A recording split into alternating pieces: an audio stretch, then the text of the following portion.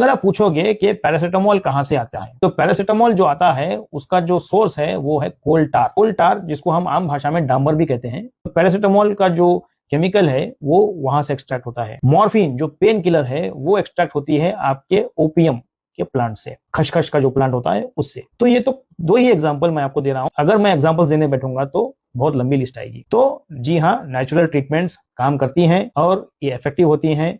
आप इसको लीजिए और फिर खुद अपनी जिंदगी में इसका असर देखिए। जब हम बात करते हैं नेचुरल ट्रीटमेंट्स की, तो लोग कहते हैं कि ये एविडेंस बेस्ड नहीं है। तो हम ये पूछना चाहते हैं कि आपको एविडेंस प्रूव करने के लिए रोक कौन रहा है? अगर आपको एविडेंस ही चाहिए किसी भी चीज का, तो उसको एविडेंस बनाने के लिए आपको उसको टेस्ट करना पड़ता है। तो आपको टेस्ट करने से कोई रोक नहीं रहा है, आप उसको टेस्ट करिए और प्रूव करिए कि ये काम करता है या नहीं करता है। बिना एविडेंस के अगर आप कह रहे हो कि हम ट्रीटमेंट जो करते हैं उसका कोई एविडेंस नहीं है, तो आपके पास भी इस बात का एविडेंस नहीं है कि ये काम नहीं करता। तो दोनों ही सूरत में आपको एविडेंस क्रिएट करना पड़ेगा, जिसके लिए क्लिनिकल ट्रायल्स लगेंगे। और क्लिनिकल ट्रायल्स करने से कोई भी किसी को रोक नहीं रहा है। ये एक ओपन फील्ड है। जो दवाइयां हम नेचुरल तरीके से बनाते हैं, उन दवाइयों को क्लिनिकल ट्रायल्स के जरिए अगर आप प्रूव कर सकते हैं और उनको एविडेंस के रूप में आप उसको डॉक्यूमेंट कर सकते हैं, तो इससे अच्छी चीज तो कोई है ही नहीं। लेकिन ऐसा करने से आपको रोक कौन रहा है? Pharma companies.